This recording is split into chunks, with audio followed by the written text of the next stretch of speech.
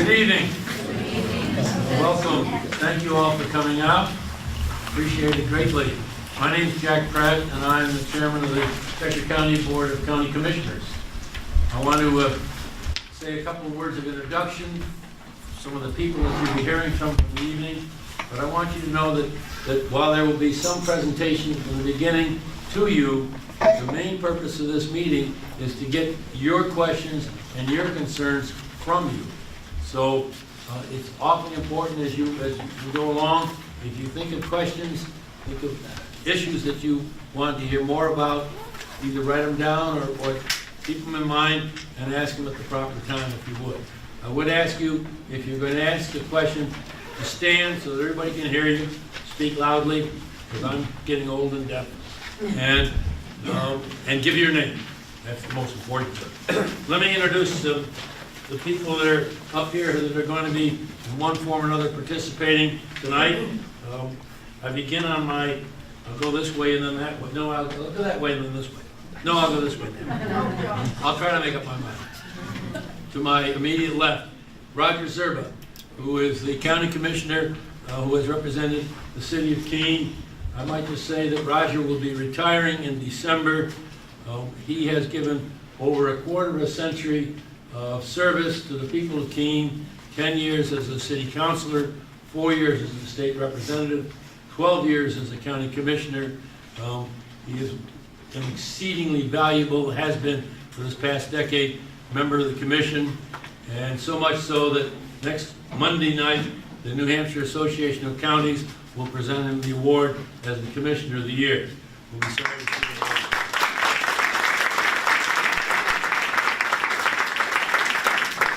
Next to Roger is Stillman Rogers, Tim Rogers, who is the County Commissioner representing the eastern section of the county.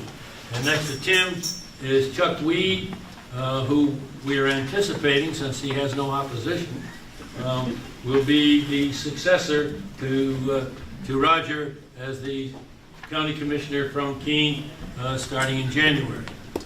Next to him is John Hoffman, who has done an extraordinary job of chairing the Maplewood Task Force over the course of the last, how many months, John? Well, a little over a year. About a year. And they've had countless meetings, worked exceedingly hard, prepared a report, and you'll hear more from John later on. But while I'm at it, I know that I have seen several members of the task force come in. I'm not going to ask you to introduce yourself, but I would ask you just to stand and be recognized and thanked by the people and by us for all the hard work you've done. There's some over here.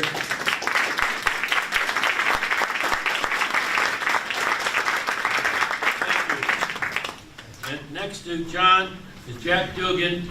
Jack Dugan is the head of the Monadnock Economic Development Corporation, and they have done a human job of planning the economics for a potential new kind of nursing home if it were to be located within the city of Keene. And Jack will probably speak at some point, I believe, about the economic models that they've been working on. On my right, starting right next to me, is Jen Harris, who's the administrative assistant to the administrator of Maplewood Nursing Home. Next to her is the administrator of the Maplewood Nursing Home, Catherine Kindall, who has been doing an incredible job in that position. Next to Catherine, Cheryl Trombley, the finance director for the county, and any questions that involve major points of financing, like these sorts of things, just ask her. And next to Cheryl is Jack Wasmack, who is the county administrator, and sitting behind all this gadgetry is Rod Bouchard, the assistant county administrator. We're going to begin with Jack making a presentation of the issues that appear to us to be the kind of key questions that are going to have to be answered before we move forward. Before Jack speaks, let me make one point very clear. The future of Maplewood will not be decided by the commissioners that are sitting up here. We may be the administrators of the county government, but we are not the legislators. We do not make those decisions. The legislator for Cheshire County just happens to also be the same 23 state representatives that you will elect in 2 weeks from today, tomorrow? Today, 2 weeks from today. Tomorrow. Today's Monday. Okay, it was a rough week. But the Patriots did. So these are the people, those 23 state legislators are the ones who will be making the decisions. They will probably have their own committee or task force formed once they've been elected in November, and they will then begin the process. And our job as commissioners will be to provide them, and staff, to provide them with the information they need so that they can decide the matters that you're about to hear about as intelligently as possible. So with that in mind, let me ask the members of the state delegation who are here tonight to stand. I'll ask them first, and then those who would like to replace them can stand. Second. But let me ask those who are state reps if they would stand. And here we go. And then I'll ask you to just identify your... So if you have questions at the end that didn't get asked or didn't get answered satisfactorily, or additional comments you want to make, these are the people that you need to be making them to. Let me, Chuck, I've already introduced. He's done. I'm John Mann in Cheshire County, District 2, living in Elstead. Tim Robertson, I'm Cheshire 6, which is Ward 3 in Keene. Jane Johnson, Swansea, District 12, and I'm not running again. Marge Shepherdson, Marlborough and Troy. Tara Sad, Cheshire 1, Waltham. Thank you. I know I saw at least one candidate here. There may be more. Let me ask those that would like to replace some or all of the ones that were standing, if they would stand. Oh, see, there are more. Start here. Jim McConnell, Cheshire 12. George Hansel, Cheshire 8, which is Keene, Ward 5. John Bourdain, Ward 2. Barry Sawyer, Cheshire 1. Edwin Smith, Cheshire 1. They got them. Thank you. These are the folks that are going to be making the key decisions as we go forward.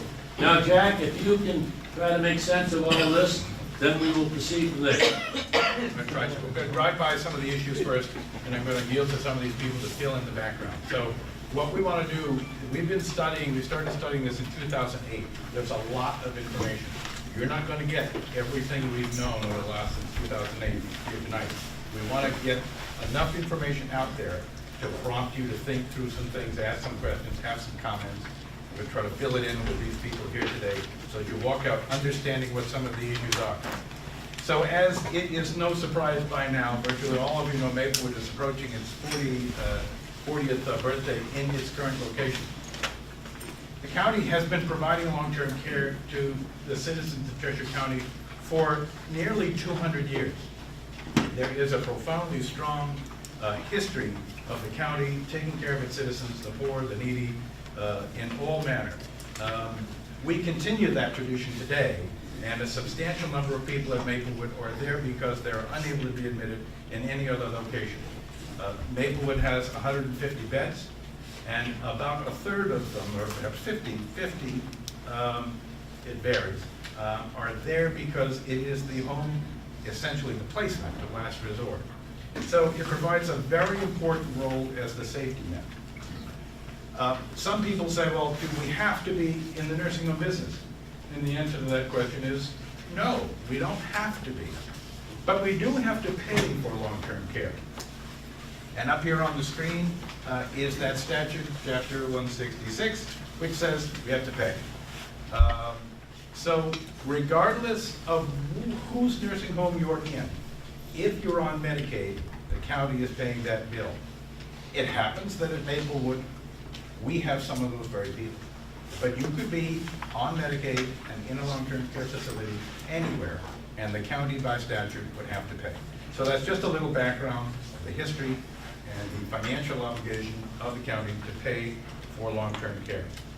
So as Maplewood approached its 40th year, as we look back, we tried to set the stage by conducting some studies about the shape of the building, the shape of the infrastructure, electrical, plumbing, electrical, heating, air conditioning, those sorts of things, to get a sense of what needs to be done to the building to modernize it some.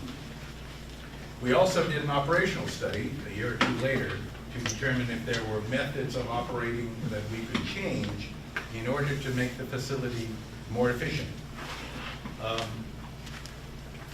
When we got through with that, we formed a task force, which John Hoffman was the chair, and they met 14 times, and they discussed and reviewed from kind of a blue skies approach, why are we in this business?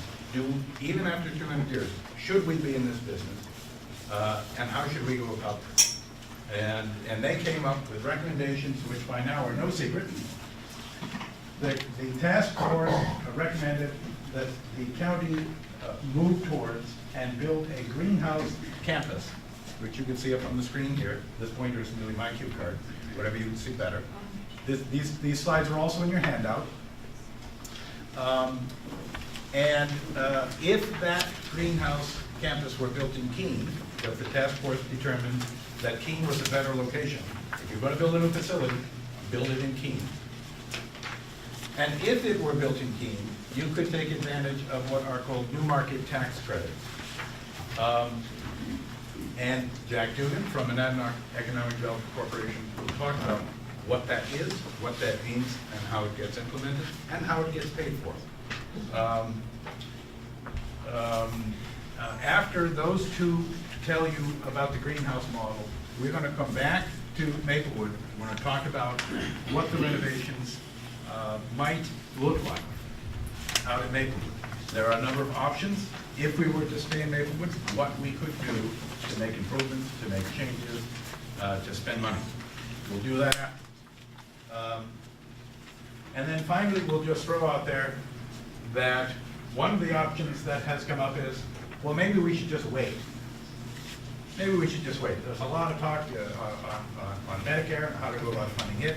There's a lot of discussion of the Medicaid budgets and how we're going to pay for all of this going forward.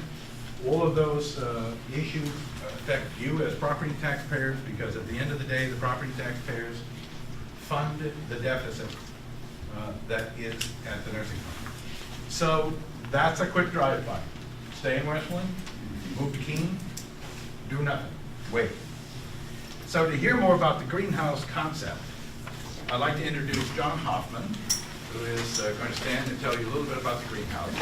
And we also have a brief video that also orients you. And I think, depending upon how quickly that we can access the internet, we'll have John start speaking. Yeah, we'll try to get this little clip up shortly.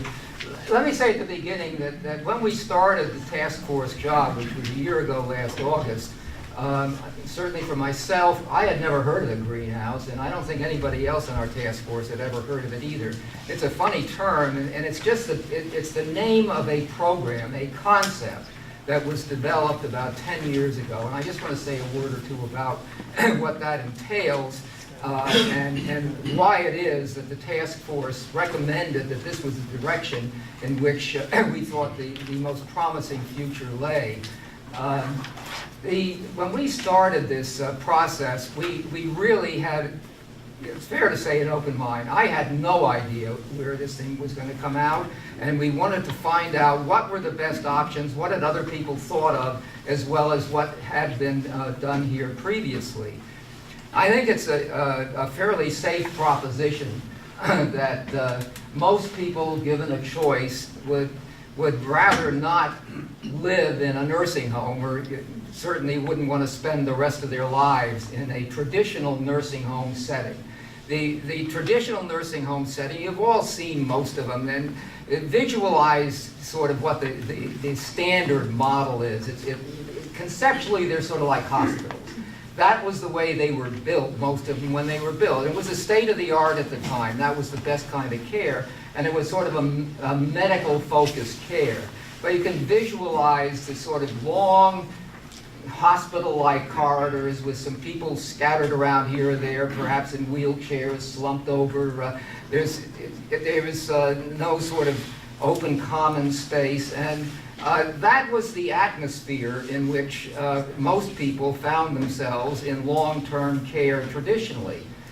And it was in such a setting about 10 years ago that a fellow named Dr. William Thomas, who was a geriatrician, a physician dealing with elders, was visiting a patient at one of these traditional facilities. And after he got through dealing with whatever the issues were for this particular person, bed sores or whatever, he looked at her and sort of was, you know, the usual closing. "Well, how you doing?" he said. And she just looked up at him and she said, "Doctor, I'm so lonely. I'm so lonely." That was the light bulb moment for this guy.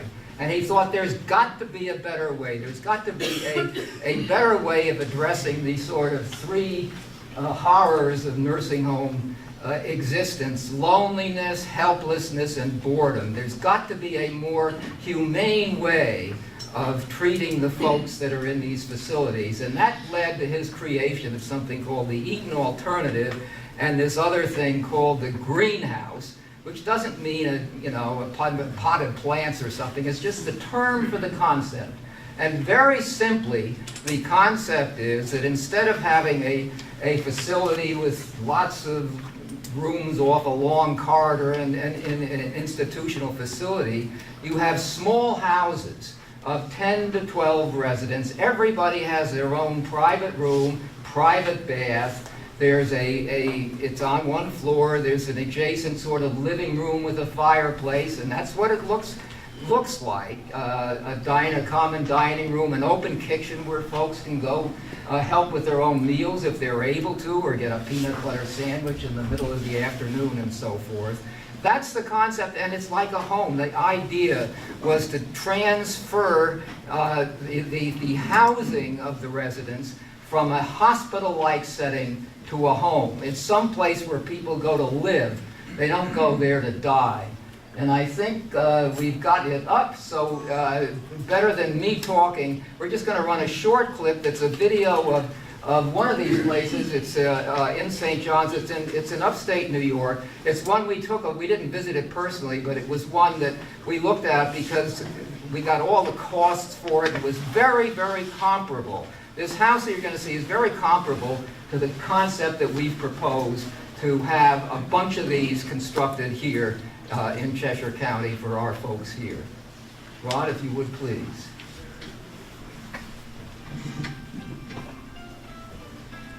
I think it's going to make me happy the rest of my life here. I think my life is much better. The same staff is here mostly every day. So we get a chance to build that strong relationship. Welcome home to the St. John's Greenhouse Home. The moment you walk in, it feels like home. Comfortable chairs and a fireplace in the family room. Cooking in the kitchen. Laughs and conversation at the dining room table. It is our family. We consider each other family. And that's the whole idea of greenhouse, is to make it like home. Everything is cooked right here in the kitchen. It's amazing. Each St. John's Greenhouse home is home for 10 elders and are built with all the elements needed for senior living care and support.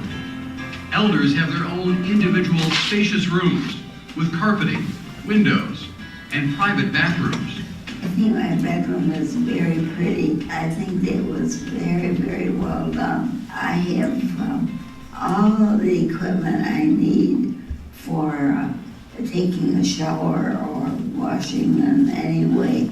The biggest thing is the pace. You're not tied to when the food truck comes, when the med cart comes. I think basically we're more in tune with the elders and their rhythm of the day. The suburban residential setting has the look and feel of any other neighborhood home. They have a screened-in porch and a beautiful backyard. You can take a leisurely break or do some gardening. I can get outdoors and see the grass and the trees. We got 3 different kinds of beans, and we're going to let them grow up the fence. There are 10 different bird feeders. and we just love to be out there. Each resident receives St. John's quality care from nurses and staff, and the space, privacy, and comforts make visiting loved ones even more special. It's like they're going to their grandmother's house or grandfather's house, and they feel more comfortable. I entertain them here. I have my friends come here. It's a little bit more private, and we get to meet everybody she's living with, and it's like visiting her home. And a thing of love. From the staff to friends and family, and most importantly to the elders, St. John's Greenhouse Home is truly a place to call home. Living here in the greenhouse, it's basically like you're at home.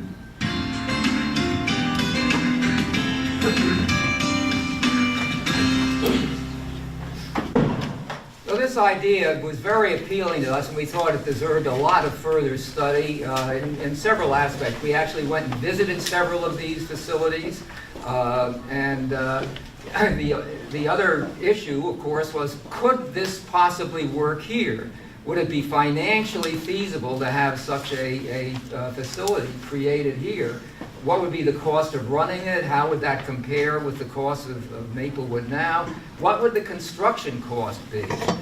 So we commissioned, we actually engaged in a 5-month-long financial feasibility study, and the conclusion of that was that the operating cost was essentially the same as the operating cost at Maplewood. It's actually a little lower. There was a very intense financial analysis of all the aspects of operating this, and the staffing costs and everything down to, you know, how many meals were served for volunteers and that kind of thing.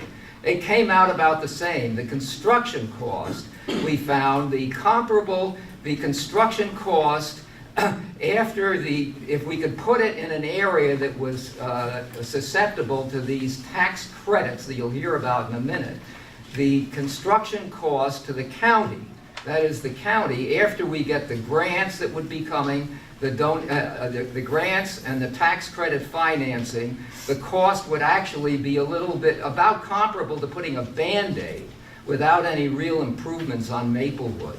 $18 million. For $18 million under this financial analysis, the county and the taxpayers would get a $30 million facility. Now that's complicated, I know, but that's basically the way it works, and it has worked here. It's just been done at the county, and this is a very, very well understood means of financing. That means for the expenditure over a period of time of $18 million, you get a $30 million facility. Compare that to putting a Band-Aid on the existing facility where it is. Now I'm going to ask Jack Dugan from MEDC to say a word about the New Market Tax Credit thing. Thank you, John. I'm Jack Dugan. I'm president of Monadnock Economic Development Corporation. We're a regional, not-for-profit economic development group. We're based in Keene. Two of our probably more recent, more visible projects that we've been involved in Keene include the county courthouse that we developed, built, and own and leased to the state. It's an effort to keep the courthouse in downtown. And the second project is the Monadnock Food Cooperative on the railroad land, which overall is a redevelopment project of MEDC's. We own that building and most of the equipment in it and lease it to the folks who run the food co-op. So how we became involved with the greenhouse project is I'm not a member of the task force, although John and I are remarkably similarly dressed tonight. It's not any type of a uniform or anything. But I was asked to come before the greenhouse and figure out if there was a creative way to bring what you just saw to reality, the greenhouse concept to Keene. And so we went back and we mulled a few options over, and basically we came up with a project that's based primarily on a federal government program called New Markets Tax Credits. And what that program's been around for about 10 years or so now. Basically what it was is a program created by the federal government to try to target, to try to recruit community and economic development projects into low-income census tracts. Now in Cheshire County, there's 4 qualifying low-income census tracts in which New Markets tax credits can be used. The entire town of Winchester, the entire town of Hinsdale, and then 2 tracts in Keene. And Rod, I think you might have had them. We do.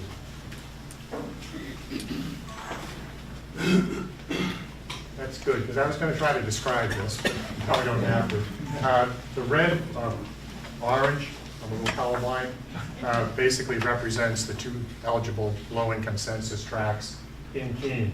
So what that means is if you put a significant project within those red boundaries, you're eligible for tax credits. So the greenhouse project, as it was portrayed to us, Just to orient people, up here is downtown, right in the center, head of the square. That's right. And out here is towards Marlboro. This is where the new jail is. So just orient, Brattleboro's over this way. Coincidentally, you'll notice that just to the west of Central Square is within eligible tract, and that's where we did the courthouse project, and we used New Markets tax credits for the courthouse project.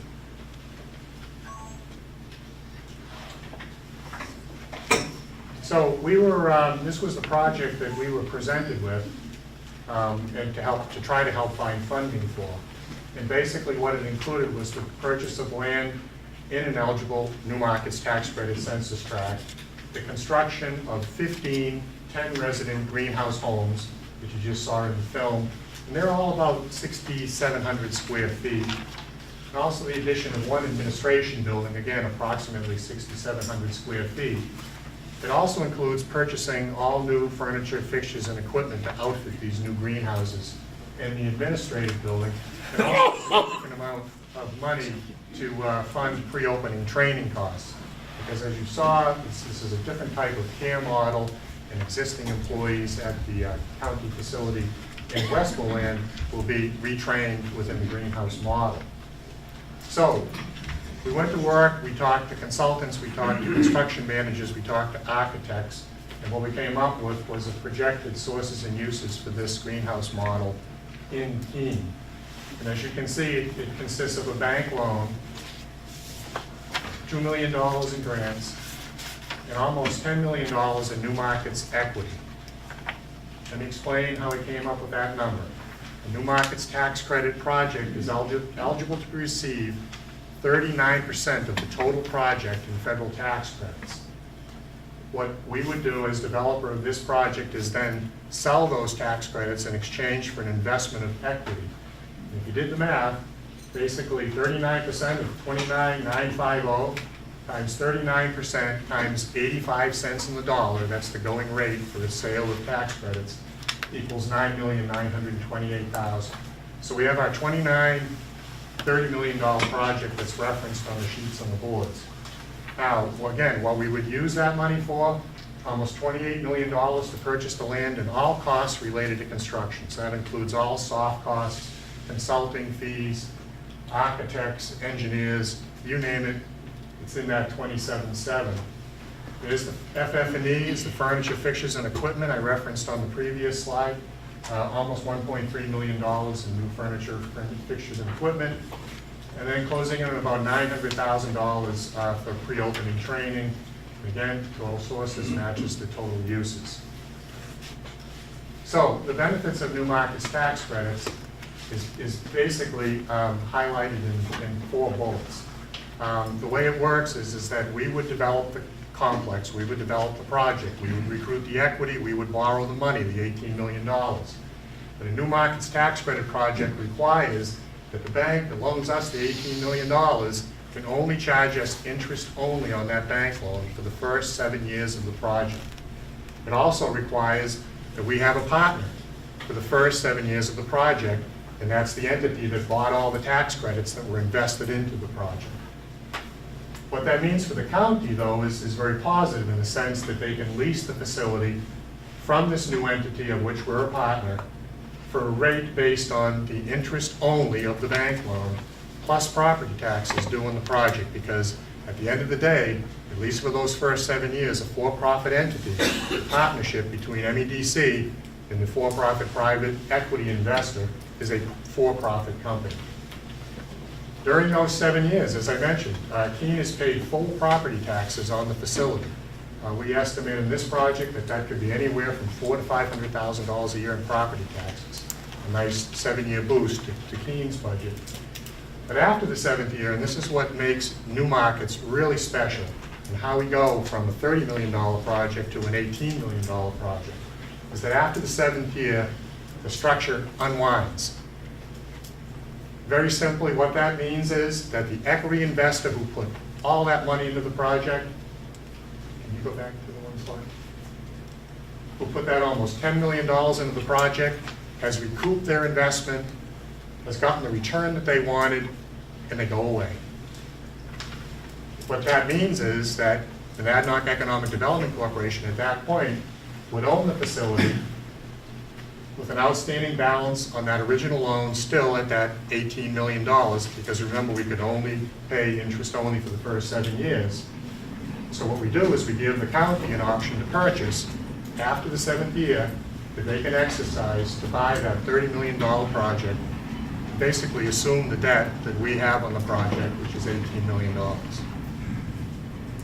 that's about as simply as I can explain new markets tax credits, I'm afraid. So that builds it and pays for it. We also looked at the operating, what it would take to operate and compared it to Maplewood, so that we can see how do those two compare. And so Catherine Kindop, the administrator at Maplewood, and Cheryl Traum, the finance director, went through several months worth of work on the feasibility study. And there's about 45 pages of figures, but in general, they are going to describe just in a couple of minutes the sort of detail that went into those projections of the operating costs. I'll start. I'm Cheryl Trombley, I'm the finance director, and this is the report. It's a feasibility study that the people from the greenhouse provided us as a tool to go through so that we would anticipate all the costs that we needed to anticipate when projecting the $2.4 million subsidy that this project would need in comparison to the county operations now at 2.6. Literally, we would go with census, projected census, whether it was for our long-term care residents, our skilled residents, the projected daily rate that we would receive on that for the revenues that would come in for the room and board costs. It made us think about even things such as water and sewer, that this is no longer going to be in Maplewood where we make our own water and sewer. So we had to look at what the potential cost would be to buy water and sewer for the city of Keene. It also took us through all the staffing functions that Catherine will speak on briefly, so that we understood the differences between how we operate in the institutional setting at the nursing home in comparison to the greenhouse model. And based on those staffing models, how much training costs would have to go into transitioning and training, even for turnover. I mean, for the startup costs and for turnover on staff, because new staff would have to be trained as well. This also gives future projections for the year. If you look at the future projections, this, by the way, is on the county website, so you can get it electronically. There is only a few hard copies because it is a lot of paper. But the future projections account for a 3% increase in expenses each year and a 1% increase in revenues. So as you see the ongoing years, you do see that the potential deficit of the project does go up, and that's just based on inflation. So with that, I'll pass it along to Catherine to talk a little bit about the staff. So as Cheryl mentioned, this was a really long project that we worked through with the greenhouse. We can't hear. Can't hear you back here. Thank you, Susan. I do have a very quiet voice, so Susan, if you could help remind me, that would be great. Thank you. So after several months of studying this project, what we realized is we do run a medical model in a nursing home. As we were hearing earlier, the nursing home is built like a hospital, and our staffing looks a little bit more like what you would expect in a hospital. We have a full complement of therapists. We have all the nurses. We have LNAs. And in addition, we have a whole dietary department that pushes out just under 1,000 meals a day. We have a whole laundry department that puts out about 600,000 pounds of a laundry a year, and a whole housekeeping department, and a whole maintenance department. The difference, as we learned going through this feasibility study, is you still have all of the same medical people, but they're in a home-like setting. You still have therapists, but instead of having a long commute from the residence room all the way down to the gym, the therapists go into these homes and provide the therapy in the home, just like a home health care, physical, occupational, or speech-language pathologists would do in a home setting. You still have the nurses. As a matter of fact, in our feasibility model, the nurse numbers were almost the same, if not just a little bit more robust in hours. So you still have the nurses, but instead of being in a nursing station, the home looks like a home. You still have what we call LNAs, licensed nursing assistants. In the greenhouse model, Dr. Bill Thomas calls them a Shahbaz, or plural is Shahbazim. We need a lot more Shahbazim in this model. There's a higher staffing ratio for direct care workers. They're trained as universal workers. So instead of having laundry in a silo, dietary in a silo, housekeeping in a silo, it's all incorporated in one. So you have much more Shahbazim, much more of your staff is trained for hands-on day-to-day care, with a much lesser emphasis on the dietary support needs. There still are some staff in there.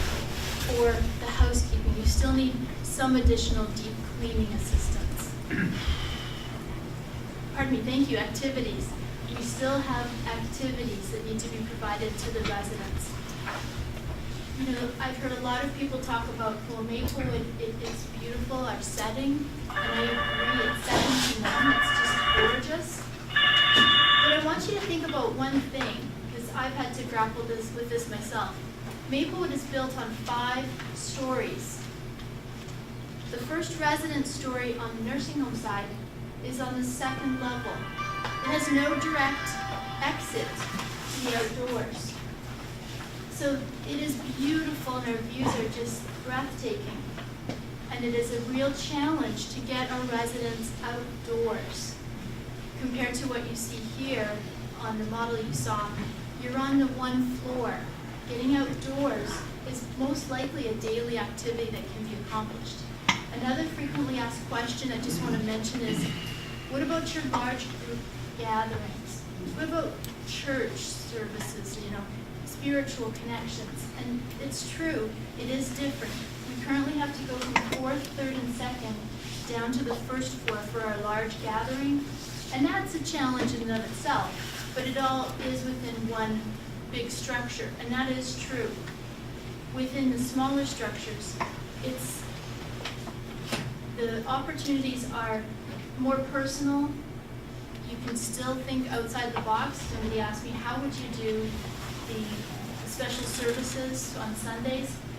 Well, you could do some in the administrative building, and if it's too challenging for folks to get there, you could do some closed caption TV.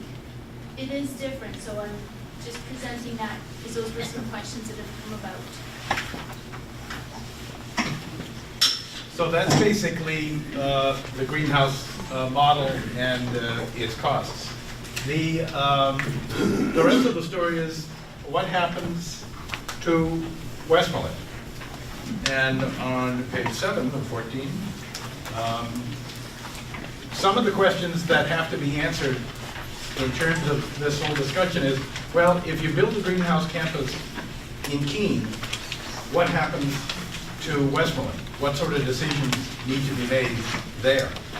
Some people say, we'll make those decisions later. Some people say, no, I need to know the answer now before I make the decision. But in general, here are some bullet points. We have to figure out what to do with the physical building that is currently Maplewood Nursing Home. It's a big building. We can't add more nursing home beds because there's been a moratorium on nursing home beds in the state for 20 years.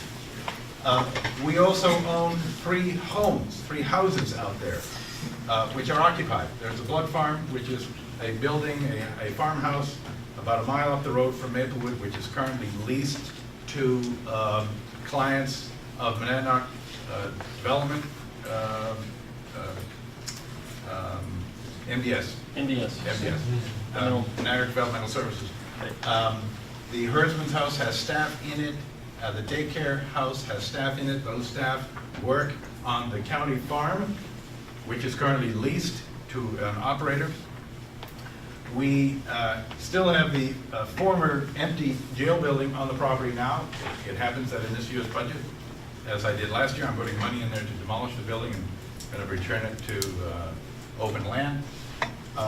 We have a water treatment plant because every single one of those buildings and all of our activities require us to pull water either from a well or from the Connecticut River.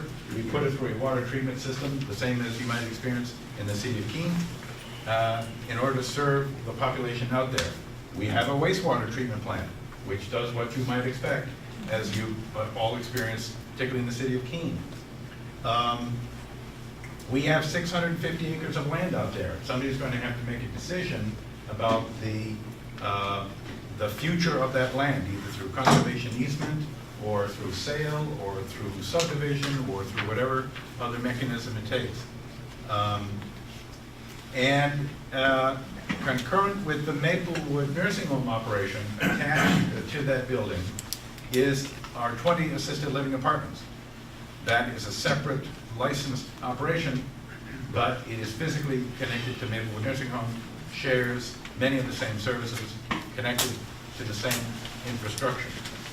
When we talk about the possibility of renovating Maplewood, we go to this one. We have had Macmillan Construction Company go up and spend many hours looking around and developing construction estimates, which at this point range from about $16 million to $22 million. For $16 million, we could make some repairs to the heating, electrical, plumbing, add some air conditioning. There's currently not air conditioning for the residents. And we could kind of spruce it up a bit. We have been putting about $325,000 a year on average into the capital, the physical plant, over the last 5 or 6 years. We could certainly increase that and gradually make these improvements over time.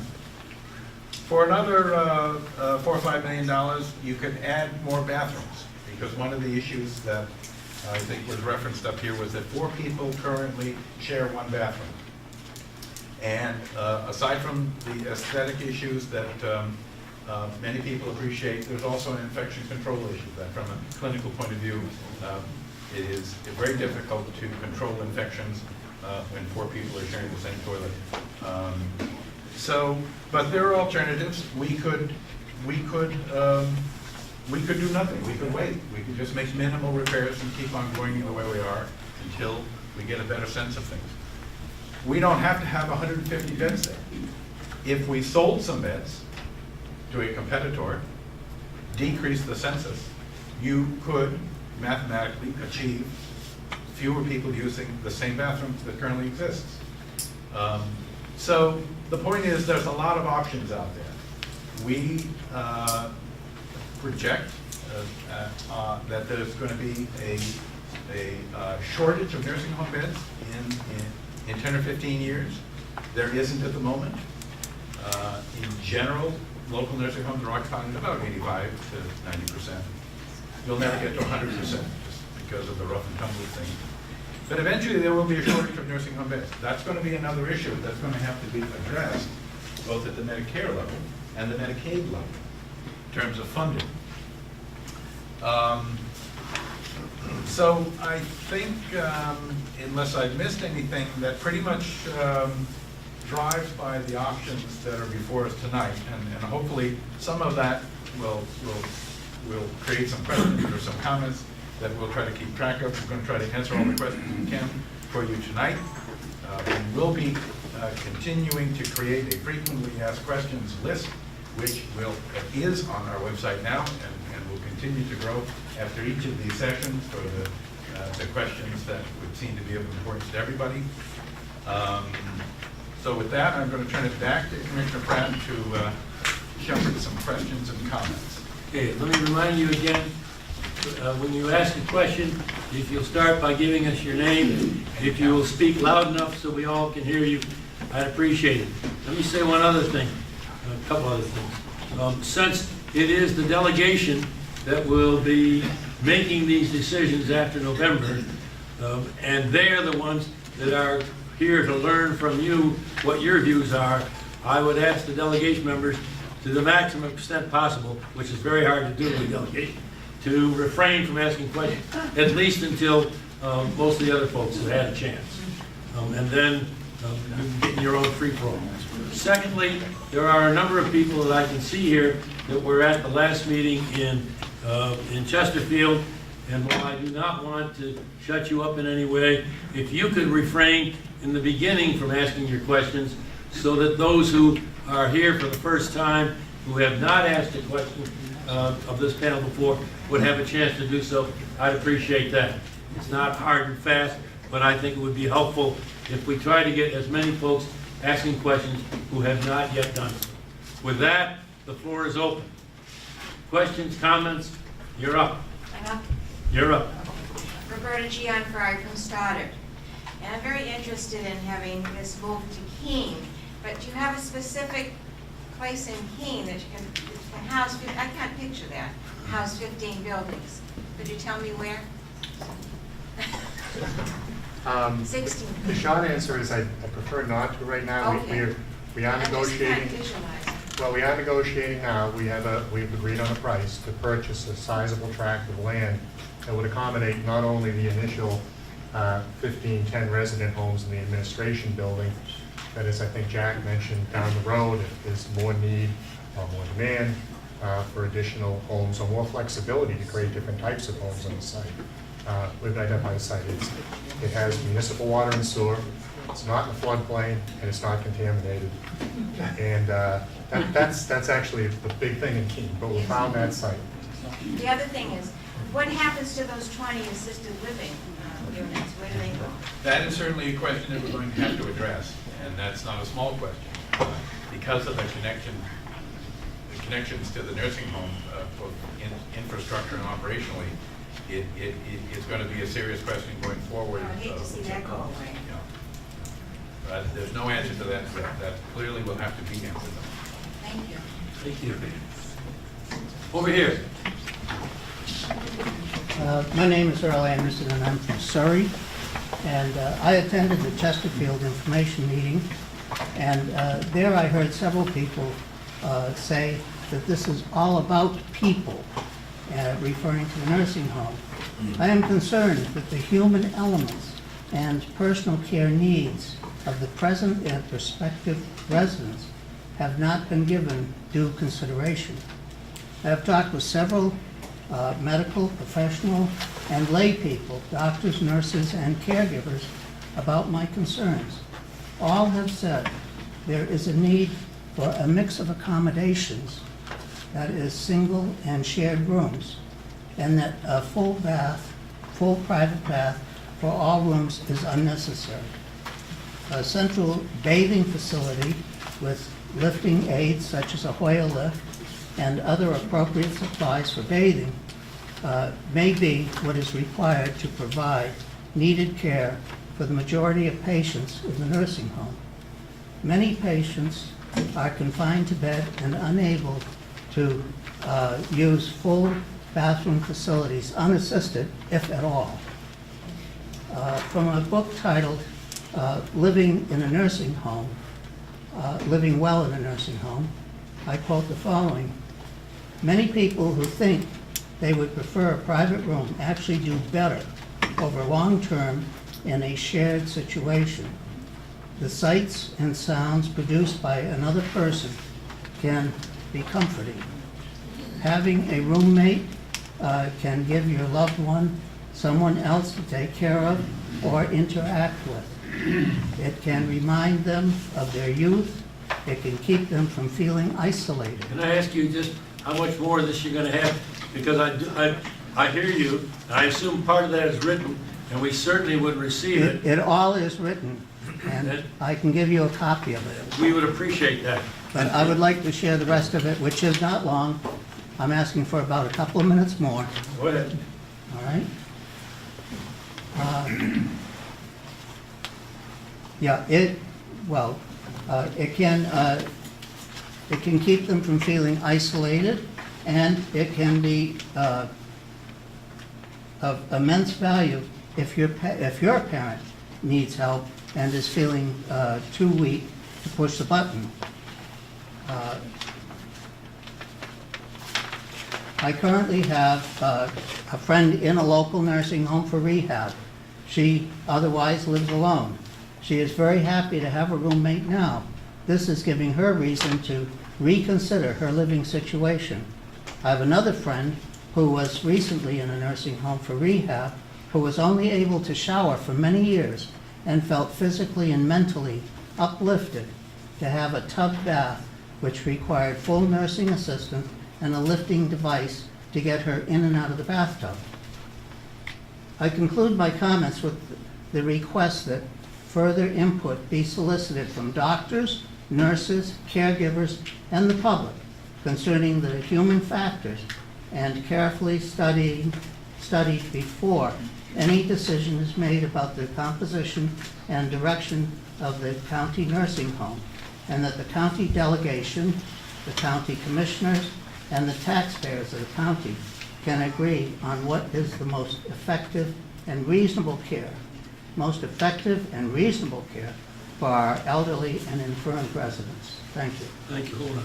If you will give us a copy of that, I will be sure, I will guarantee you that it will be in the packet that the delegation receives so that they will have your comments in full. Thank you.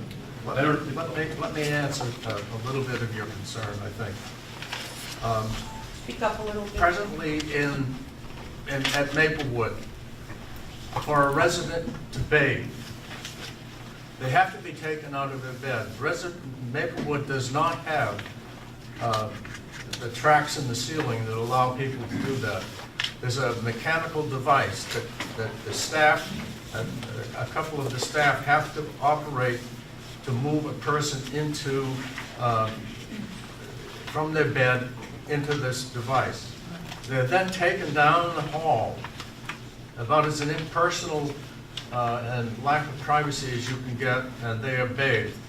The same process has to happen if they are in their bed and they need to use the facilities. The bathrooms at Maplewood do not meet the basic ADA code, the Disabilities Act code. The doors are too small, the space inside is not adequate to handle wheelchairs. If those bathrooms in the $22 million projection were to be changed, the change and the expansion of the size of the bathrooms would require that the rooms all become single rooms. So we would lose half of the capacity of the facility right off the bat. We now have something like 82 or 83 Medicaid patients, residents at Maplewood.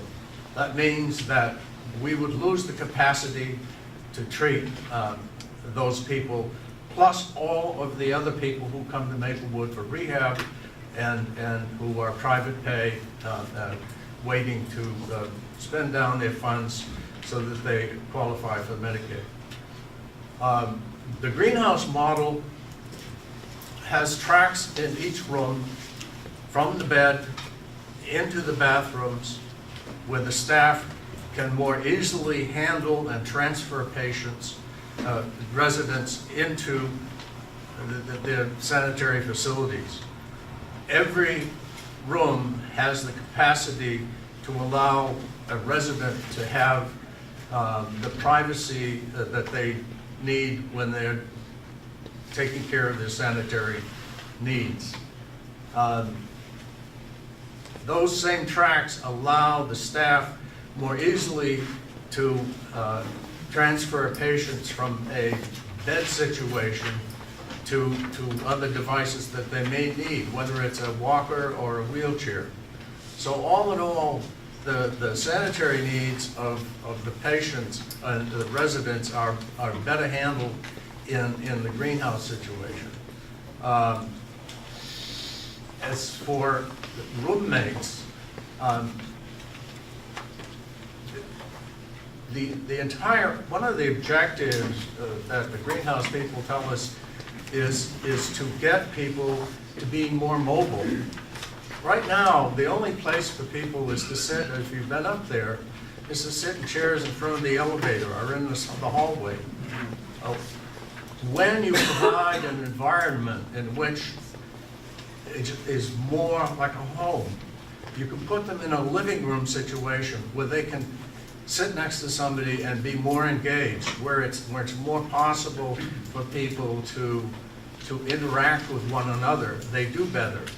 The greenhouse people tell us that they have had a good deal of success in encouraging people to walk, to get up and to be more mobile in that environment. And I think that's one of the objectives that we have in doing this.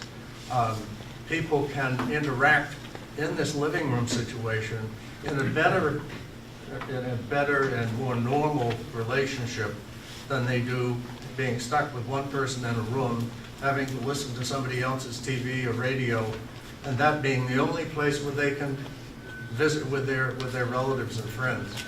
So, I mean, that sort of addresses, I think, what some of the concerns that you expressed. Barbara. Hold on, you first, Barbara, then you. My name is Barbara Duckett. I'm a registered nurse, and I was with home health care for a long time, and I'm a Cheshire County resident, and I was on the task force. So I just wanted to address some of the issues that you raised by just telling you who was on the task force and what we did, because I think it may allay some of your concerns that there weren't physicians and nurses on that task force. John Hoffman recruited about 40 people and was really careful about getting people from every segment of interest in what was going on. First of all was to have people on the task force who had a loved one in Maplewood right now, or community members who had family members in Maplewood in the past. So they were on the committee. There were nurses and doctors from Cheshire Hospital, from home health care, from Monadnock Family Services. I don't think there was one of the 14 meetings that there wasn't at least one nurse and one doctor there, and usually many more. There were people there who had many, many hours of work in nursing homes. And so I think that your thought that we didn't have that input is not correct. There was tremendous input from the medical profession and from people currently in Maplewood. As has been said before, we met 14 times. We also did 8 field trips. So we went to greenhouse facilities, as has been mentioned. Not everyone on the task force had been to Maplewood, so we went to Maplewood.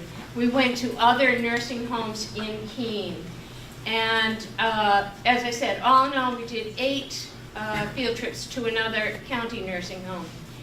So at the end of all of this year and 14 meetings and 8 field trips, it was the recommendation of the task force that the greenhouse concept was the best concept for Cheshire County, current residents of Maplewood, for future residents of Maplewood, which we all are, and for the taxpayers of Maplewood, of Cheshire County. Thank you, Bob. Thank you. Yes, ma'am. My name is Joanna Soriano.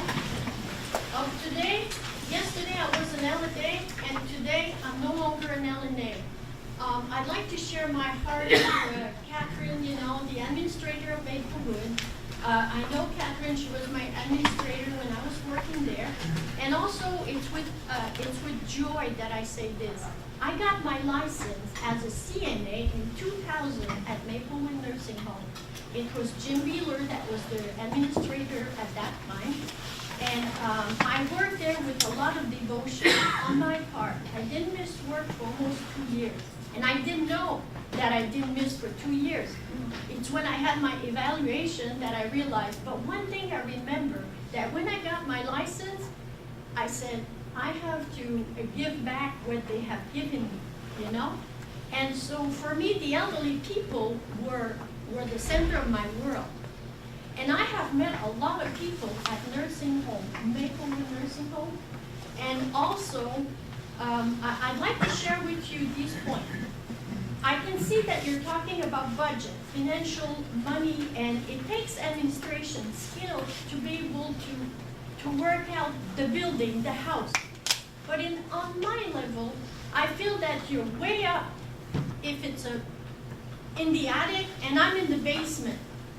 And I feel that I need to share with you that for almost all these years, and I work in home care, in private people's house, home health care, I work there, and at Maplewood Nursing Home, and I can say that the benefits that I have received at Maplewood Nursing Home were great. You know, they really give us the best class when I was trained. Everything was so much provided that we were employees that, you know, were well taken care of. Now I'd like to bring forth something that it's in my heart, and I am so angry. I was angry at the doctor this week, and I was ready to take my license and throw it to the Connecticut River. And I have to tell you why I was angry at a doctor. I was in an office to bring a client, and she was not feeling well. I got a phone call, Joanna, can you come? This LNA didn't show up, and she have a doctor appointment. So I said, yes. I canceled my hair appointment, and I go pick up the lady. When I got to her home, she was not feeling well. I said, would you like to go to the doctor? We went to the doctor. She walked and she talked to the secretary off the window and said, I'm not feeling well. And she had canceled her appointment because an LNA canceled her appointment. And she said, Mrs., call her by her name, when these two patients in the waiting room leave, you will go in. Well, not 2, 3, not 5. It was 3 hours later. So much that at noon she was ready to go, and the secretary went, you can't go, you can't go. I will talk to the doctor and I'll tell him that you need a room. Well, it took 45 minutes before the doctor get the room ready. I was impatient, I'm sorry. Now this is the point that I want to bring. It goes with your question. Me too, I have things that I want to write down. I saw beautiful blue eyes and brown eyes of people that were elderly people. And for a number of years, I got to be there every day to see them, to greet them, to talk with them. Did you know that we have a system in nursing home that cut the throat of us, the LNA? And I'll tell you why, because there's a lot of animosity between nurses and LNA. And also in Springfield Health and Rehab, where I work in Vermont, they were short of 7 LNAs.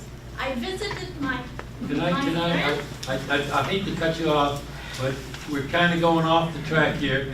Can I ask a question? Ask the question. I would like to help the elderly people.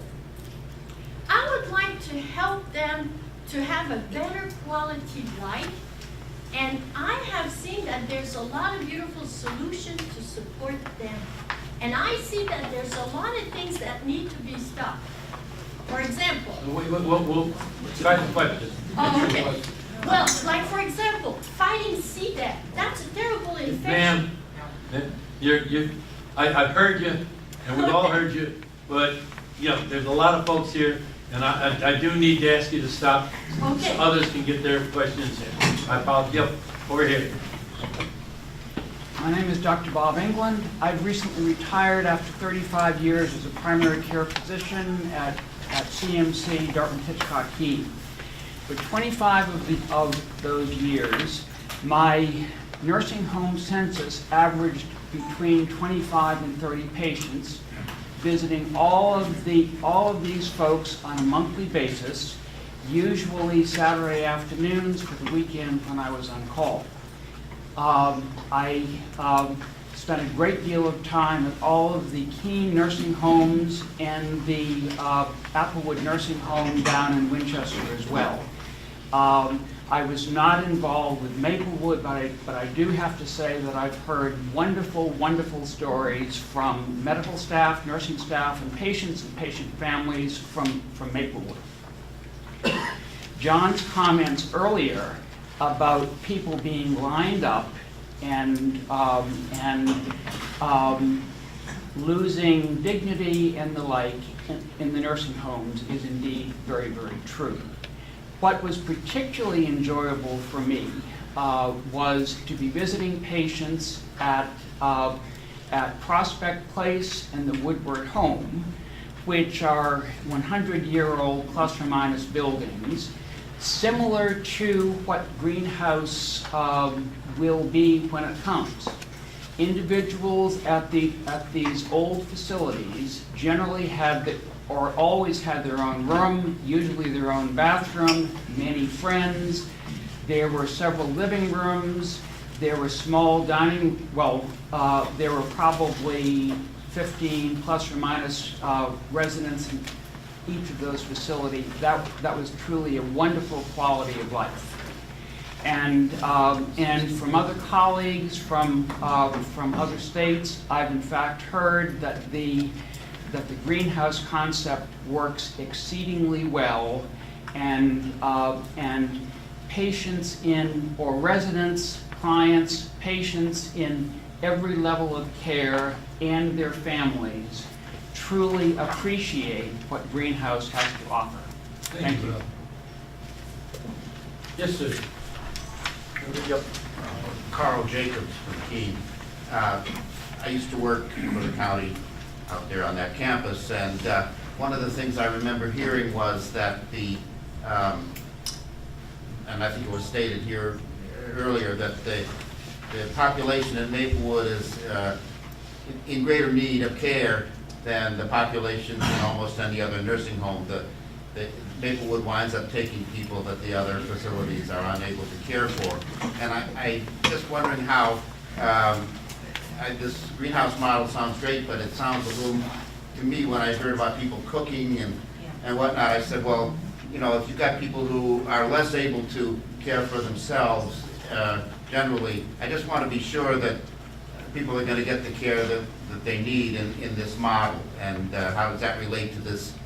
Bonnie Carroll used to call it the higher acuity population that Maplewood seems to have. Thanks, Carl. I have to say, when I first saw the greenhouse model, because we all tripped over it with this. A little louder, Catherine. The study committee, we really tripped over this greenhouse model, and I had the exact same concerns that you've had, Carl, and I've had now a 1-year opportunity to look at the different models of greenhouse. Marketing-wise, I apologize to the younger marketers in the room. I know you want to market things that look really pretty, and sometimes as we age, we might not be poster children. So that said, there were actually some people in this video I noted that didn't have the most perfect of postures, if you will. So this did show a little bit more of a real-life greenhouse. I was concerned, how do we take care of the residents who are so highly in need of full care?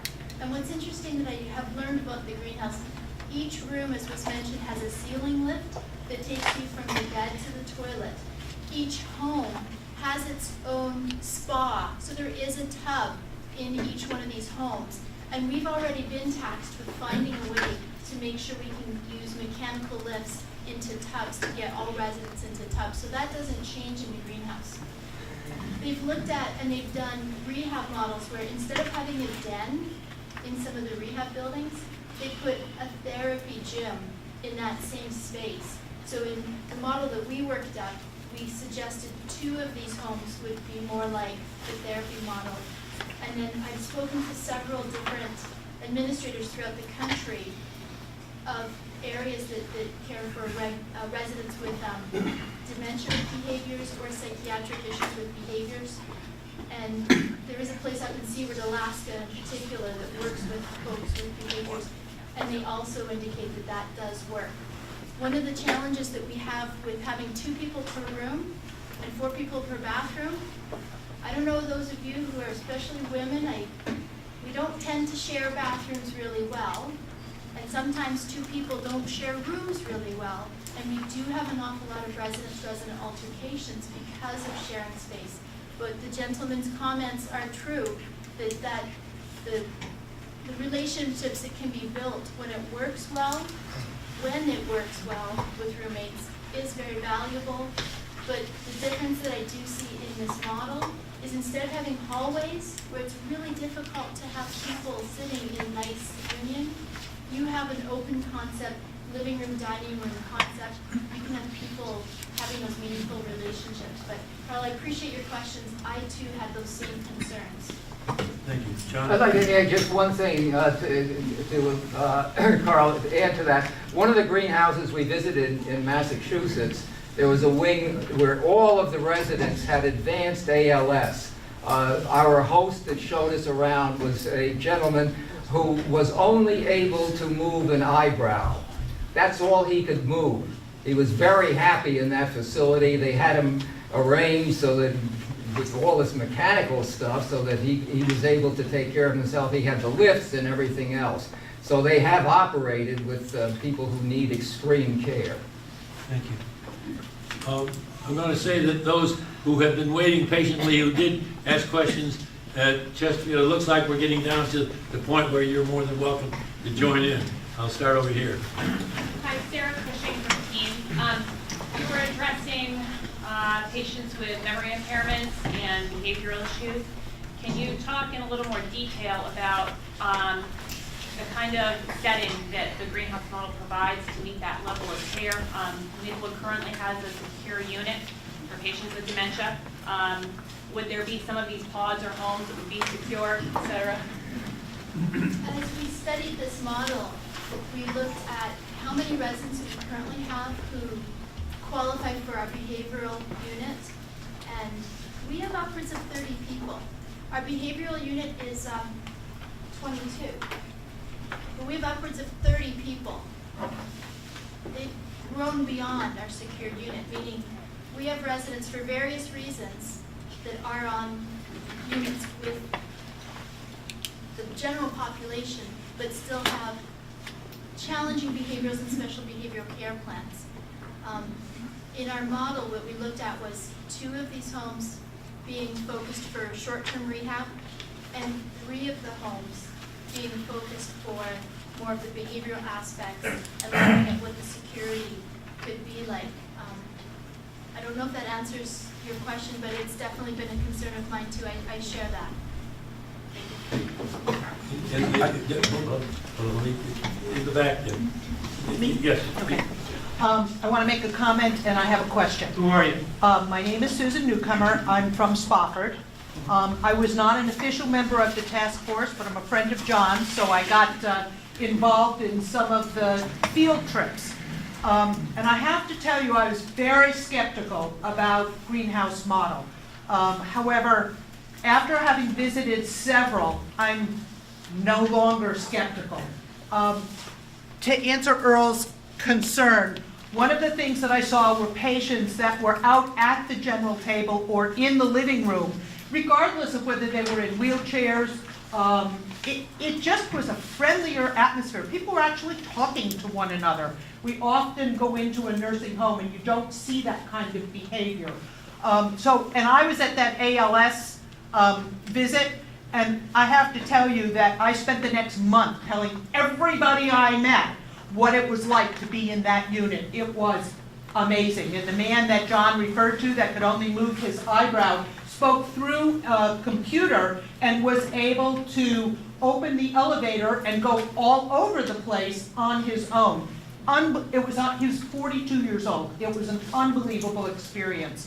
My question is, and I'm not familiar with renovation of medical facilities. I am, however, very familiar with renovation of schools. And when you renovate a school, you must bring the building up to code. You don't have a choice. You must get everything in it to current code. I have not heard an answer yet to the question. $16 million opens up that window where they might say, bring everything to code, and then it's no longer $16 million. I think it goes up to 22, if that's the number I recall from the conversations. Do you know the answer as to when we open up the building for the kinds of renovations that appear to be needed, whether or not you can take the low road versus the high road? Good question. Well, certainly the $16 million estimate for the basic infrastructure of plumbing and electrical and air conditioning and floor tiles and paint and carpet and that sort of thing, you couldn't redo it without making the electrical stuff current. If you go into the bathroom areas, then you would have to increase the size of the bathroom in order to get the requisite square footage that accommodates wheelchairs and the openings and that sort of thing. The rub becomes when you add another bathroom, that you squeeze out the square footage that the beds need to take. And so that's where you run out of room, basically. You either decrease your census or you increase the size of the bathrooms. But you can't do both. And another point that I didn't talk about before, if you start renovating an occupied building, you have to set the stage to decrease the census by at least 40%, because you need a lot of the building empty in order to go through and make these changes, move people around, establish construction areas, and so forth. So there's a consequence to a dramatic renovation in that you're going to decrease the census. That means you're not going to be able to take as many referrals. You may actually have to stop for a while until the census comes down to get to the point where you can start construction. Construction in an occupied building would take several years as opposed to, say, a year for a fresh, new construction. Those are the logistical things. The other side of it is when you're decreasing your census by 40% in order to spend the $16 million to renovate it, you're also bypassing the revenue that those 16, that 40% would have given you. So it affects the operation. Sure, your expenses come down a little bit as well. I'm not sure that they're going to cancel each other out. But again, if there was a decision to stay in Westmoreland, and the only thing we could do was to renovate an occupied building, we would simply deal with those things. But it would take several years, and it changes the census, and we would have to deal with that. Yes, sir, in the back. Wait, I think I'm Peter, SPF from Keene.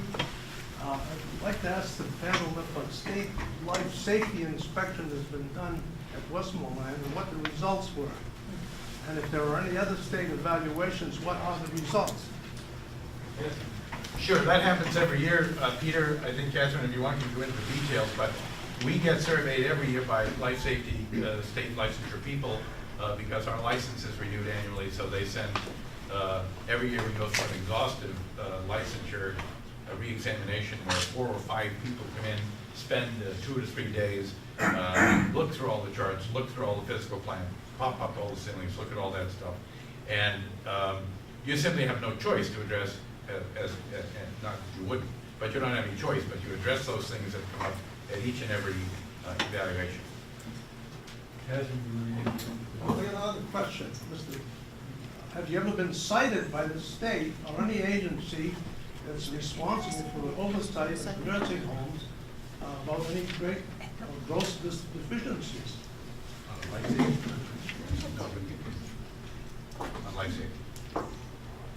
Simply put, the last 2 years we've been deficiency-free on the life safety. But that said, we mentioned it in the Chesterfield meeting, and I don't know if people caught it, but we are not air-conditioned. And we are required to maintain a temperature variant between 71 and 81 degrees. I can tell you when it's 104 degrees out on our roof, it's approximately 94 degrees in on the resident areas. And while many residents are cold and would wear sweaters, even when it's pretty warm and we might wear t-shirts, It's less about the heat for the residents, and it's more about the humidity. The residents with respiratory issues do not tolerate well that humidity. And so one of the larger challenges that the surveyors know, and sometimes complaints go up to the ombudsman level, have to do with the heat, the excessive heat that happens in the summertime at Maplewood. And no, we've not been cited for that yet. Although this is a very public meeting, perhaps we might now encourage the state surveyors to cite us on that. Other questions? Yes, ma'am. I would like to know, You can- Margie Leslie from Keene. Thank you. I know that you talked about Winchester and Hinsdale being available to the credits, but Keene seems to be the choice. Can you tell me what were the reasons that the other two towns weren't considered, or are they still being considered? I think one of the issues with the Westmoreland site, aside from the financial advantage of the tax credits in Keene, is the distance from the hospital. Ambulances have to come from Keene to Westmoreland, load up, and come back to Keene. That's about 45 minutes to an hour. There's also proximity to the various parts of the county. While a move to Keene would increase it a bit for the northern parts of the county, it would make it more accessible for the southern part of the county, such as Winchester, Hinsdale, Richmond, Fitzwilliam, Dublin, Rindge, Jaffrey, and that border. So the tax credits, if we were to move it to, if we were to put in the future Maplewood in Winchester or Hinsdale, it might qualify for tax credits, but moving it that far out of away from the center of the county would have its own expenses, particularly in regard to transportation costs of residents to in proximity to the hospital. I think those are the primary concerns. But the advantage of the tax credits, the advantage of Keene over any other site is not only the tax credits, but the accessibility to the hospital, the immediacy of it, and quite frankly, the opportunity to increase some activity between the residents and the city, which doesn't exist in any of those other locations. Other questions? Yes, sir. Bill Liddy from Keene. I'd like to know from that chart, what are the qualifications for admission to the nursing home? The notice on that is 25% of Monadnock County. The primary mission of the county nursing home is to serve the residents of the county. When these people come from out of county, those 101 people, they are typically the parents, brothers, or sisters of county residents. And so if, for example, a parent is aging in Chicago or something and they can't, and their children live in the county and they're moving them back home, where they move them here, they frequently come back here, live with their children, and then get admitted, or their family is out here, so they're returning to this other place. But there's virtually always a family or a connection to a citizen of the county. The other part of the answer is, of course, you see that it's in that part of the county, and that's what the facility is. But it's also very difficult to tell where somebody is, where somebody's from, because they're admitted from other facilities. So if they're admitted from, they've been in Cheshire Hospital, or they've been in assisted living in Keene for a long time, they tend to be credited as coming from Keene, whereas they may have moved from Troy, Jaffrey, to an assisted living facility in Keene. So when they move to Westmoreland, or if they move to Maplewood, that sort of skews their point of origin. Further questions? Yes, ma'am. Take your choice. Linda Taylor, Harrisville. How much land is required to build those 16 buildings for the greenhouse model? It's 16 buildings of about 6,700 square feet apiece. So that's about a little over 100,000 square feet of building. The nice thing about greenhouses is that because the buildings are so relatively small, we can deal with some terrain issues that, in particular, the site we're negotiating for now. Basically, the way we look at it when we build projects is we'll take 100,000 square feet, we'll double it, and make provisions for parking, green space, so on and so forth, public space. So that's 200,000 square feet. 5 acres or so. So it's not an extremely large site. Sally Ripley, I was up at Maplewood last year. It was very good. I'm curious to know though how this is going to, the greenhouse effect thing is going to work in the winter when the patients can't go to another unit and visit friends over there. I mean, theoretically they can because somebody will take them over there, but you've got to get them all up, dressed up. Everybody's got to go outside, go through the snow and the wheelchair. I just would prefer to see it as, say, modules within one big building. You want to address it as a question? That's a pretty good comment. You just want to make it a comment. And you, if I understood you correctly, your view would be to have the same kind of modules, 10, 15, but interconnected. Yeah. But thank you. Over here, wait, yep. Andy Mackey. Going to try to be a bit more articulate than I was the other night. The $18 million for the new building seems understated. You haven't addressed the assisted living. That is part of the nursing home. I mean, that's something, I think that's a number we should know before we have our new legislators vote on what's going to happen.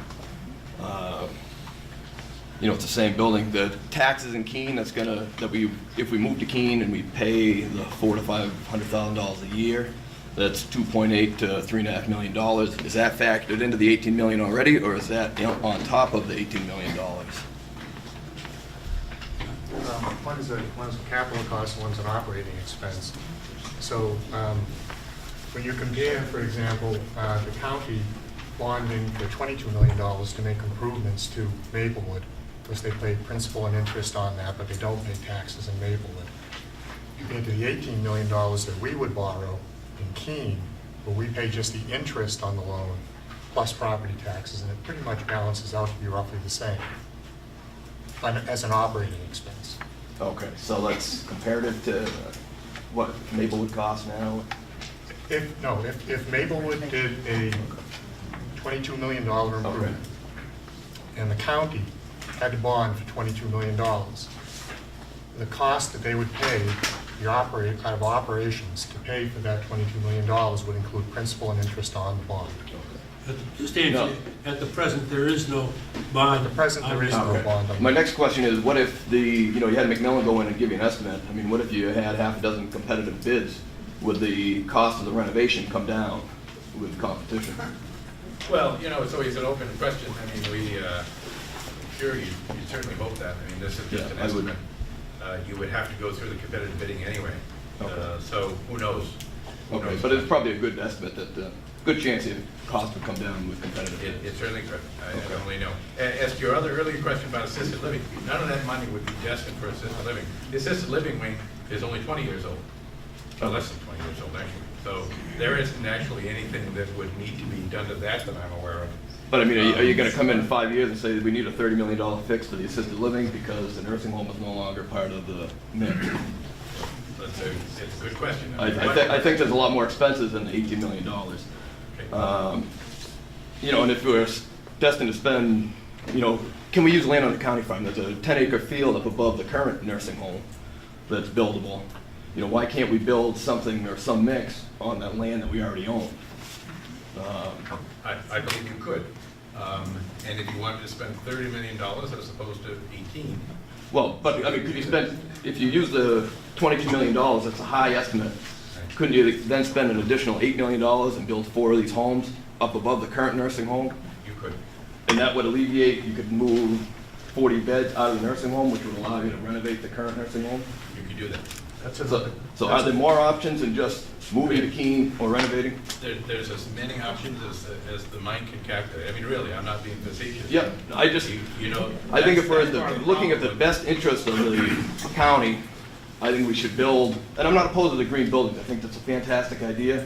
If you go up this field up above the nursing home, you'd have to build a road, it's not an easy, it's doable, you build roads all the time. You're looking over Mount Snow, you're looking at the views of Vermont, it's a beautiful location. I think that should be part of the options for anybody that's running there. The answer, part of the answer to your question is these cost about $2.5 million apiece. If you were to do it at Westmoreland, you would not have the tax credits available. So if you built 4 or 5, say you built 5, that's another 10 to 12 million on top of what you need to do to the existing building. If you built the existing building, so you built the 22 so that you had 88 compliant bathrooms, that still doesn't leave you with the racks in the ceiling, and still leaves you running people down the street, down the hall to take showers, but you'd lose half your capacity. So we go from 150 beds, which we have right now 138 to 141 occupied, down to 75 rooms. And so you would have to try to make up your additional 70. But it would mean you would have to really, to pick up the capacity, you would have to build 7 of those, which brings you up to another 15 to 20 million on top of the 18 that you've already put into the building, the existing building. Right. So the money, without tax credit. So the overall cost, you could do anything in Westmoreland, but the overall cost is going to be higher because you don't have the tax credits available to offset the cost. Would you not get Let me tax? simply say that all those, the matters that you're bringing will certainly be matters before. Well, one more, I mean, if you're getting tax credits to build 15, how come you couldn't get the tax credits to build the new ones? Because It's not in the tax credit zone in Westmoreland. Okay. Are there other questions? Yes, ma'am. My name is Judy Decker. I'm from Westmoreland. Just building off of Andy's question, I'm wondering if the cost of maintaining the current property has been considered as far as the total cost of redoing the buildings in Keene? I'm not sure I understand the question. Well, you have to keep and maintain the property or demolish the building, pay taxes on that property still? Got it. Okay. You mean if the building becomes empty? Yes. Okay, yeah. If the building was empty, let's pretend for a moment that assisted living goes on, we're just going to start with the old building. For about $500,000, you could tear the building down. If you simply moved Keene and you're waiting to figure out what you're going to do with the building, you are obviously going to have to continue to maintain the building and heat it, and likely staff it with 1 or 2 people. It's a big building, so you want people, you need some security up there to make sure that people aren't coming in and stripping out plumbing and wiring and this sort of thing and doing other things. So there will be, there would be labor costs in maintaining the building. There would be heating costs and lighting costs associated with. You're still going to have to plow the driveway. You still have an operating wastewater plant, water plant. Again, without knowing exactly what would happen in Westmoreland, it's difficult to project how many people, how much that would cost. We've never had an oil bill where we're just heating the building to 55 degrees, so it's tough to estimate that. So that's not part of the current projection? No. If there's a decision to move in one particular direction, we can run those numbers down and try to get some estimates of it. But sure, there's going to be carrying costs of an empty building that is awaiting a reuse decision. I hope you've begun to get a sense of the complexity of the issues that the delegation is going to have to deal with. It's not an easy task. I am delighted that I am not running for the State House, so that it's not going to be my question or my decision. But any further, you've got comment sheets in the back. If you would like to make additional comments, we would welcome them. I think there's a fact, what's it called, the fact sheet. What's that? Frequently asked. And that's on the website? It is. All right, so I'm watching the time, and it's been a long evening. I want to say thank you to all of you. This is the second meeting she's been to, you never called on her once. I was waiting patiently for the end so that I could ask a question, please. Go right ahead. Jeanette Hubert from Westmoreland. I appreciate being able to access this feasibility numbers. I like the numbers. I would like something available online for backup for these 16 and $22 million numbers. To me, those are meaningless without some verifiable backup. For instance, I would expect to come up with questions like on this one, for the new one, I see no provision for property insurance, and I kind of go, this is something missing. We need to have verifiable numbers. We need something, I realize it's not going to be a firm bid, but something more specific than telling us, oh, well, this would cost 16 million, or this would cost 22 million. Maybe it would, but for somebody like me who likes to read numbers, I'd like some specifics. If you could put something specific online, I would be very grateful. Thank you. Well, now we're getting more questions, so I'm going to stay here as long as folks want to keep asking questions. Like, yeah, go ahead, over here. Hi, Susie Stephen from Keene. I'd like to commend the committee and for all the work that's put into this, because I know it's been a lot of work, and you've thought of a lot of things that are great. It's especially nice to see sometimes you spend thinking outside the box. I really like the greenhouse concept. And one of the concerns I have is staying up in Westmoreland, keeping the facility up there in whatever form. Is Westmoreland's pretty far from Keene. Some people have already mentioned the fact that Cheshire Medical Center just happens to be in Keene. There are also a lot of people who have family members in the nursing home, Maplewood or otherwise. They're elderly themselves. And it's hard for them to get up to Maplewood. There is transportation in Keene if you live in the right place. But I think that's a very important consideration, that families be able to visit their family members in Westmoreland. Well, I think it's a wonderful place. I think that'd be more appropriate for maybe just shooting in the dark, a hydroponic farm up there or something, to put that land to its best use rather than other uses for it. But I do have one question. That is, in the design that you looked at initially, in these separate greenhouse buildings, can they be repurposed, for example, with the dementia population increasing? I'm assuming it would take a great deal of work and alter buildings and make them more secure as the need arises in the future. There's some flexibility for how the buildings are used. I think that's one of the advantages of the greenhouse thing, because you have smaller units, which means that if your needs grow in one area and decline in another, you can repurpose structures. You can set up greenhouse units to have greater control for the dementia residents suffering from dementia issues, whether it be Alzheimer's or any of the other diseases. The other advantage is that, we're talking about what's called the silver tsunami, which is all of the baby boomers. I'm a little bit ahead of that group, but they're coming, they're right behind me. All the projections that I've seen in the course of all of this discussion say that the numbers are going to grow dramatically. I mean, Cheshire County has 16.5% of the population is over 65 right now. It's 14% for the state, and it's like 13.5% for the country. So our population is aging. That number is going to grow. We have a limit on the number of nursing home beds in the county now, but that might not hold 20 years from now. With the greenhouse model, instead of trying to figure out how, if you need to, you're going to add beds to a big brick and concrete and steel building, you can build another building. If you have excess capacity, you can repurpose that smaller building to another purpose without impinging upon the operation of the rest of the facility. So one of the reasons I tend to favor this option is its flexibility.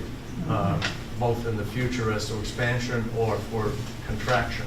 It's much more flexible than trying to figure out what you're going to do with the floor of a big concrete building.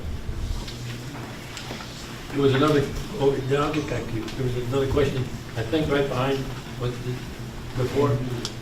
No? Ma'am? Mine's just a comment. My name is Marla Boaz. I'm from Westmoreland. There are all kind of options. We have 3 options. You said that there are limitless options. There are all kinds of ideas. Nobody's made a decision. Everybody can have an input. Yet we're hearing right from the get-go, we're negotiating land. That doesn't look like somebody's still open to options. That's my comment. Let me, since I heard the same thing you heard, and I heard it for the first time, I can tell you that I think what Jack was suggesting is that they're gonna take an option on the land. That doesn't mean they're buying the land.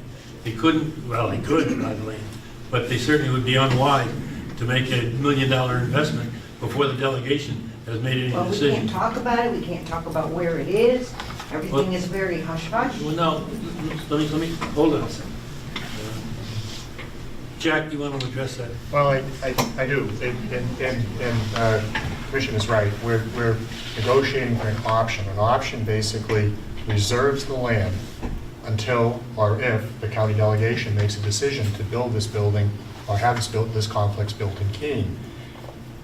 The reason we're doing it now is you can imagine what that price tag of that land's going to be if we identified a specific parcel in Keene now, and the owner of that parcel knew that it was the parcel that worked for a greenhouse development.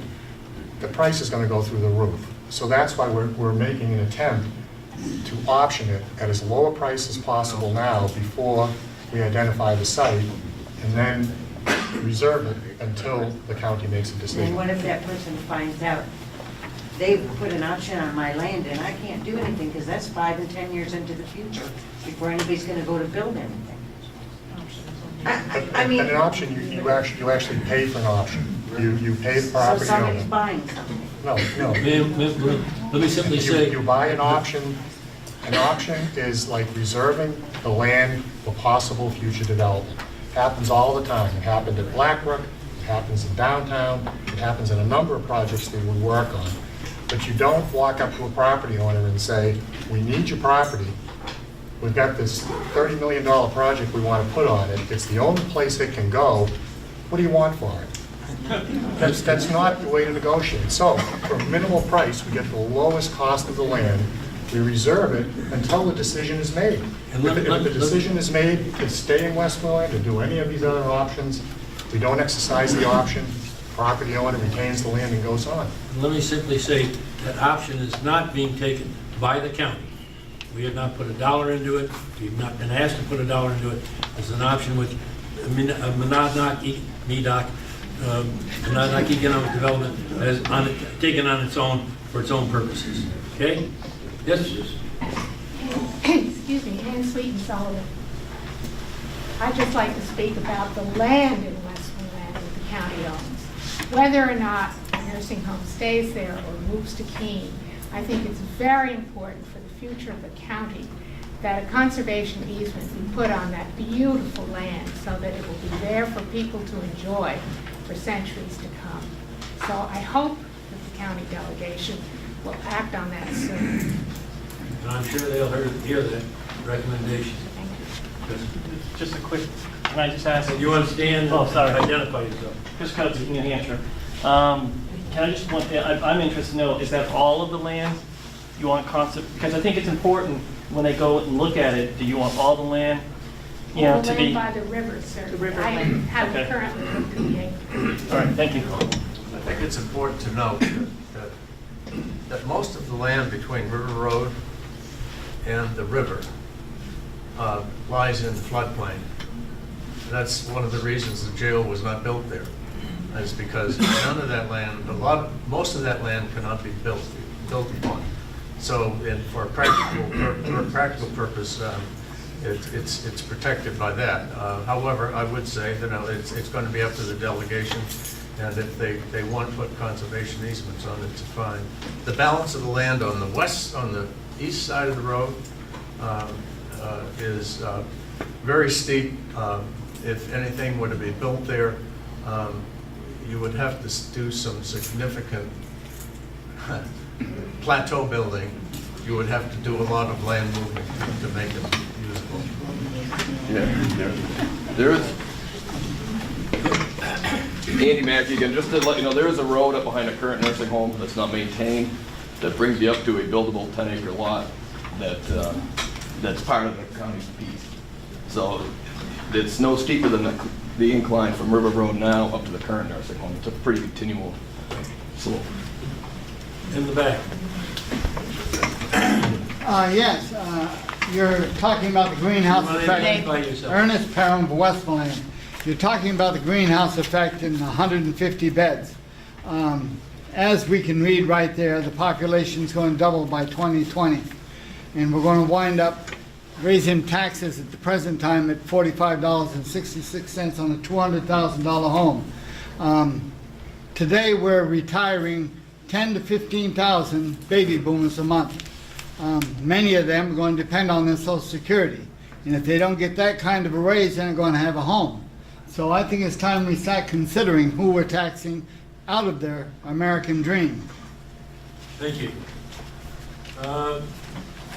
Is there anybody that has not spoken that wants to speak? Is there anybody that has spoken that has got to say one more thing? Mr. Espian, the former judge, the last word. I won't take but a minute here. One of the other factors here is Medicaid reimbursement. You're only getting 50%. So it seems like the state of New Hampshire is taking us to the cleaners, and our taxes are going to be going up in the process. Is there any way that the delegation or you people can bring some force to bear against the state to change that policy? Because the people who paid the Medicaid in were entitled to get it all back. And when they get to the nursing home stage in this state, they only get 50%. So the state's clipping them and taxing us. Put that in your pipe and smoke it. Thank you. Mr. Roberts. Just a word. A lot of people don't know how the Medicaid funding goes in the state, and where the county's money for running the nursing home comes from. Medicaid is a sort of a federal and state proposition, and the state and the federal government would pay 50% of what the state of the total bill that the state gets. The state of New Hampshire, to keep its budget down, has kept Medicaid reimbursement, the whole pot that goes to the entire state, has kept that depressed. I think Jack could tell you that somewhere around 1995, 96, when Medicaid reimbursement rates to the nursing homes, public and private, were somewhat in balance with the cost of providing that service, that Maplewood was a break-even proposition. But since that time, the legislature has maintained a low level of reimbursement, so that if it costs $280 or $290 a day to provide the kind of care that is needed for the people that are as acute as they are, the county gets reimbursed at a much lower rate, somewhere around 150. So the county is being reimbursed for its cost at 50%. And that cuts across whether they're in our nursing home or whether they're in other nursing homes. We have some control over what we spend on the people in our nursing homes. We have zero control over what is spent on Medicaid recipients in other nursing homes. We just have to pay that bill. So that's how Medicaid works for the county. It is up to the legislature. And I think we put, some people would suggest that maybe we talk to our legislators about bringing the state share up closer to parity so that the federal government will continue its match at a much higher rate. I'm going to exercise the prerogative. Tim, since you're on the delegation, and probably will be again, you'll be talking to yourself. But I am going to exercise, it's now almost 9 o'clock. I wanted to say thank you to all of you for coming. There are representatives in the room. If you have comments you want to make to them, please do. Yeah, I do. You want to make it on your budget? Yes. Go ahead. It's not often that the delegation gets a chance to talk to a bunch of interested citizens. I know, I didn't get that kind of raise money. They don't call us, they don't tell us, they don't ask us.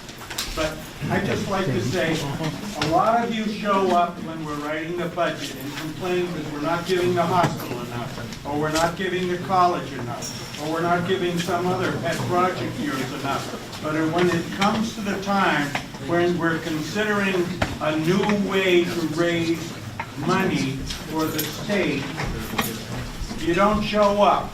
And that's the tough part about a budget. I know what you all want to do on the spending side, but you don't come in and find out we have another source of income that's fairer, that would probably lower the taxes on everybody in this room, but you don't show up and testify about it. Thank you, Tim. Thank you all.